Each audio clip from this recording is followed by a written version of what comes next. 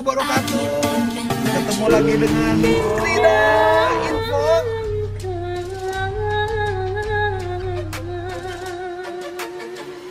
Ya, assalamualaikum warahmatullahi wabarakatuh. Jumpa lagi dengan Krida Info.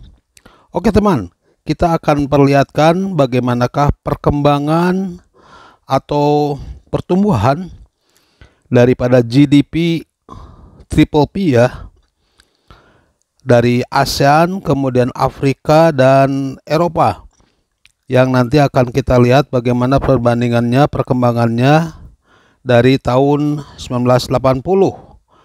Dan nampaknya di tahun 1980 ini Uni Soviet ya berada di paling atas, kemudian juga ada Jerman Barat dan Jerman Timur ternyata digabung. Kemudian juga ada Italia yang urutan ketiga, lalu Prancis, lalu Inggris, Yugoslavia, kemudian Spanyol, lalu Cekoslowakia, lalu Indonesia teman. Jadi di tahun 1980 Indonesia sudah masuk ke 9 besar. Bahkan Indonesia sudah di atas daripada penjajahnya, yaitu Belanda yang menempati urutan ke-11 ya. Di atas Belanda ada Polandia, kemudian Turki juga ada di bawah di urutan ke-12. Oke teman, kita akan perlihatkan bagaimanakah perjalanannya, pertumbuhannya seperti apa. Kita akan lihat bagaimanakah kita bandingkan dengan negara-negara Afrika. Walaupun di tahun 1980 ini belum nampak ada negara Afrika. Dari ASEAN, Afrika, kemudian Eropa ya. Jadi di sini ya dihitungnya adalah ribuan dolar. Oke teman, kita mulai saja bagaimana pertumbuhannya ya. GDP PPP atau Triple P, dimana ini adalah semua aktivitas ekonomi baik di dalam negeri maupun orang-orang yang ada di luar negeri. Oke teman, kita akan mulai saja bagaimana pertumbuhannya. Jangan kemana-mana, tetap di Krida Info, check it out. Teman, kita akan mulai ya bagaimana pertumbuhannya dari tahun 1980 ya. Seperti diketahui bahwa Uni Soviet ada di peringkat teratas, kemudian disusul oleh Jerman, Italia, Prancis, lalu kemudian ada Cekoslowakia juga. Kemudian Indonesia masih berada di peringkat 9. Oke teman, kita lihat tahun 82 bagaimana pertumbuhannya ya. Tetap tidak ada perubahan peringkat, masih tetap ini dia Yugoslavia, disusul oleh ya negara Spanyol ya. Spanyol naik ke peringkat ke-5, ke-6. Oke, kita terus akan perlihatkan bagaimanakah pertumbuhannya seperti apa, dan Indonesia masih tetap berada di posisi itu ya. Masih ternyata Indonesia naik teman, sudah berada di peringkat 8 saat ini. Kita lihat bagaimana pertumbuhannya. Jadi kalau 7 besar itu masih tetap Eropa ya, dan ASEAN satu-satunya yang berada di jajaran negara-negara Eropa. Oke, kemudian di sini ada Belanda naik ya. Sorry, kayaknya Polandia yang naik ya. Kemudian juga Yugoslavia turun, semakin turun. Oke, kita akan melihat bagaimanakah pertumbuhannya ya. Seperti diketahui bahwa tahun-tahun ini Uni Soviet masih belum pecah ya. Artinya negara-negara seperti Kazakhstan, Kyrgyzstan itu semuanya masih berada di Uni Soviet. Kemudian juga termasuk Ukraina itu masih di Uni Soviet dan belum terpecah ya. Rusia masih tetap masih belum, namanya masih Uni Soviet gitu ya. Oke, kita melihat ternyata Indonesia sudah naik teman. dimana sekarang tahun 1988 Indonesia sudah berada di peringkat ke-7. Ini adalah perbandingan negara-negara ASEAN, Afrika, dan Eropa. Ya, kita lihat memang Indonesia sudah mulai diperhitungkan. Nah, ini dia masuk negara apa ini? Wah, tiba-tiba muncul ini. Wow, ini coba kita lihat negara apa ini tiba-tiba muncul. Oh, ternyata Jerman ya, Jerman. Oh, ternyata Jerman yang semula keluar karena ada perpecahan Jerman Barat dan Jerman Timur. Nah, sekarang sudah masuk ke Jerman ya, Germany. Jadi udah digabung antara Jerman Barat dan Jerman Timur, sudah tidak ada konflik lagi. Sudah satu negara antara Jerman Barat dan Jerman Timur. Tetapi kita lihat Jerman ini sudah langsung berada di peringkat kedua di bawah Uni Soviet, teman. Wah, ini dia perkembangannya, pertumbuhannya di tahun 90-an ternyata teman. Waduh. Wow, ada pergeseran. Walah, itu ternyata ada yang jatuh turun. Oke, kemudian 92 Indonesia nampaknya akan disusul oleh negara mana tuh? Wah, maaf teman, ini kecil jadi tidak begitu nampak. Oh, Spanyol. Oke, di bawah Indonesia adalah Spanyol, dan Indonesia sekarang berada di peringkat 6, teman. Indonesia berada di peringkat 6.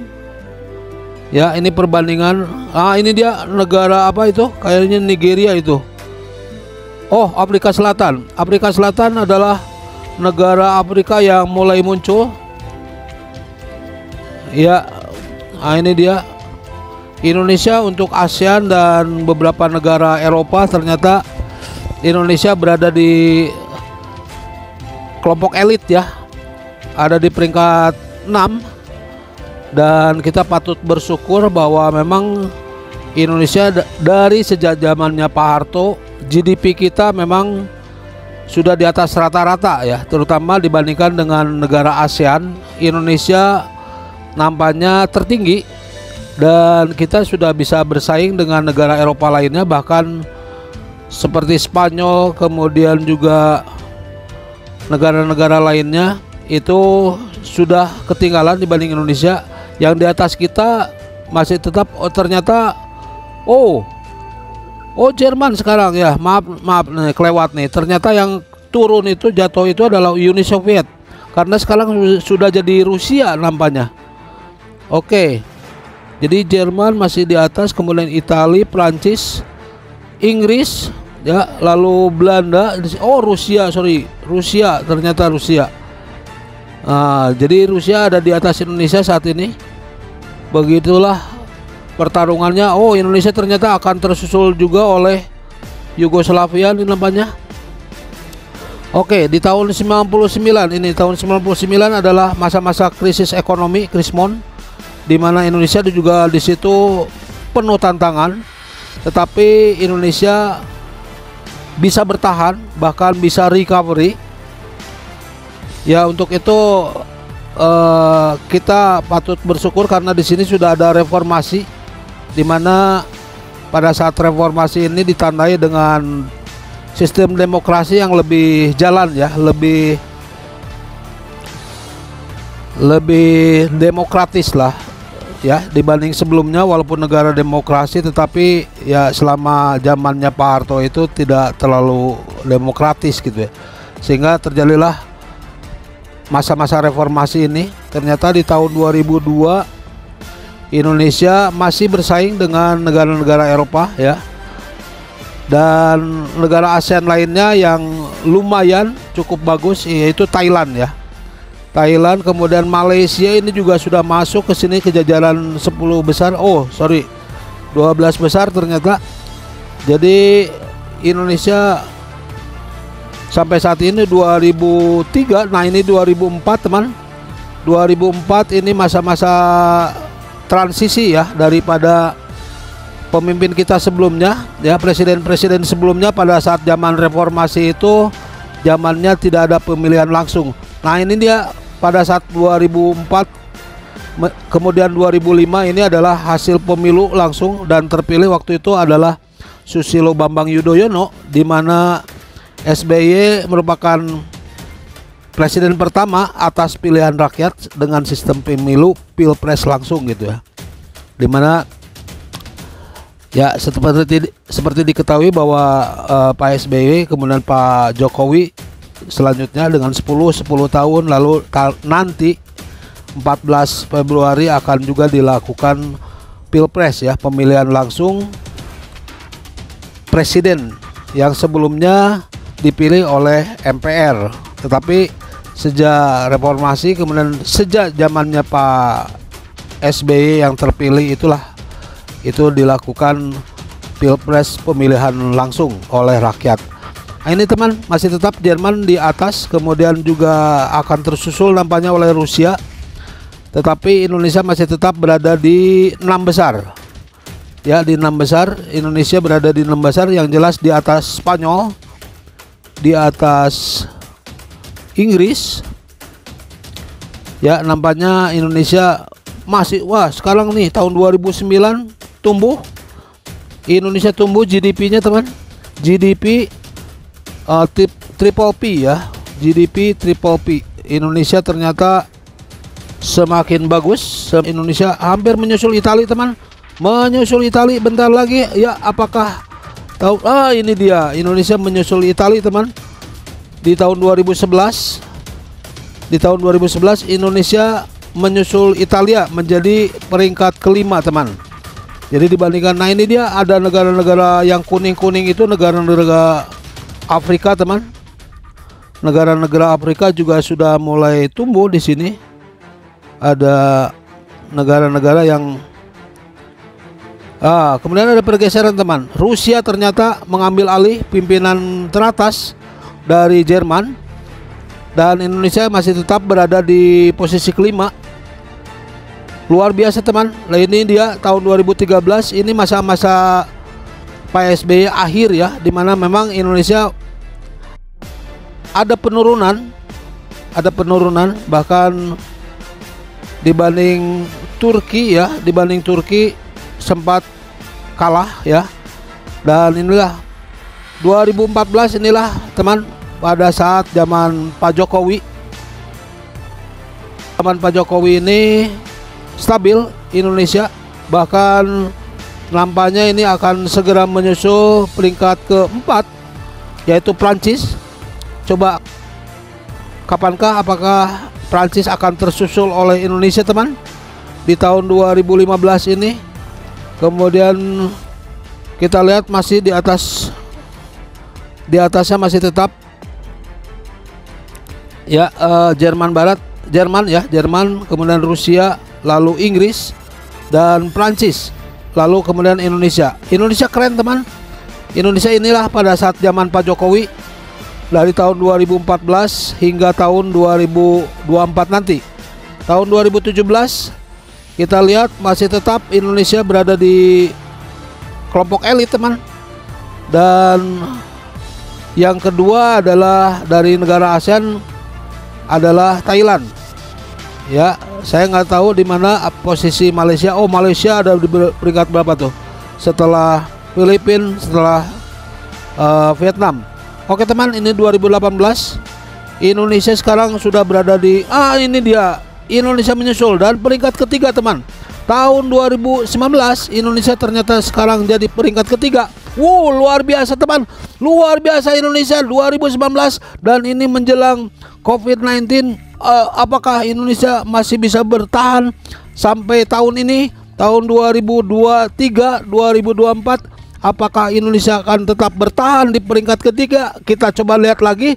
Yang jelas Indonesia sudah di atas Prancis, sudah di atas Inggris, bahkan sudah jauh di atas penjajahnya Belanda. Indonesia lihat tahun 2021 teman, 2021 ini dia, kita sudah lepas daripada COVID-19. Kita kejar, kita nanti akan kejar Rusia maupun Jerman di peringkat 1 dan peringkat kedua. Oke, apakah Indonesia mampu? Oke, kita akan lihat ternyata ada pergeseran. Inggris menjadi peringkat 4 dan Prancis peringkat kelima. Indonesia masih tetap di peringkat ketiga, teman. Indonesia, ayo Indonesia, Indonesia, ayo, jangan sampai melorot. Indonesia, Indonesia. Dan ini ini dia tahun kemarin, tahun 2023. Kita akan lihat apakah Indonesia akan bisa bertahan menjadi peringkat ketiga, meraih medali perunggu. Apakah kita lihat, apakah kita bisa coba untuk mendapatkan medali perak dengan menggeser Rusia. Oke teman, inilah tahun 2024. Ini hanya baru prediksi, teman. Oke, kita akan prediksikan bahwa Indonesia tetap akan berada di peringkat ketiga. Lihat saja bahwa negara-negara yang lainnya, baik itu Thailand kemudian Vietnam, itu jauh di bawah Indonesia. Dan memang Indonesia tahun 2025 tetap berada di peringkat ketiga. Apakah di tahun-tahun berikutnya Indonesia akan mengambil alih posisi runner up? Kita lihat coba. Tahun 2026 masih tetap berada di peringkat ketiga, di bawah daripada Jerman dan Rusia. Apakah tahun 2028 Indonesia akan meraihnya seperti prediksi? Nah, ini dia tahun 2027, teman. Indonesia ternyata diprediksi akan mengambil alih menjadi runner up, mengalahkan Rusia di tahun 2027, teman. Kita berharap akan mengalahkan Jerman tentu saja di peringkat-peringkat di tahun-tahun berikutnya, teman, karena Indonesia diperkirakan nanti tahun 2045 akan menjadi 4 besar, artinya tidak ada Jerman lagi di situ. Oke teman, itulah perkembangan daripada ekonomi Indonesia dibandingkan negara Afrika maupun di Eropa. Dan ternyata Indonesia setahap demi setahap bisa berkembang. Dan saat ini Indonesia sekarang berada di peringkat ketiga dibandingkan dengan negara Eropa maupun Afrika. Tentu saja ini suatu modal utama di mana Indonesia diperkirakan nanti tahun 2050 menjadi 4 kekuatan ekonomi dunia, teman. Di mana di situ ada China, kemudian India, lalu Amerika Serikat, baru Indonesia. Dan Indonesia tentu saja akan melewati Jepang. Demikian juga GDP per kapitanya Indonesia akan meningkat tajam, ya, di mana Indonesia nanti akan menjadi negara makmur. Oke teman, demikianlah informasinya. Mudah-mudahan informasi ini bermanfaat. Saya pamit. Wabillahi taufiq walhidayah. Wassalamualaikum warahmatullahi wabarakatuh. Dadah teman. Sarangyo. Salam dari Bandung. Dadah.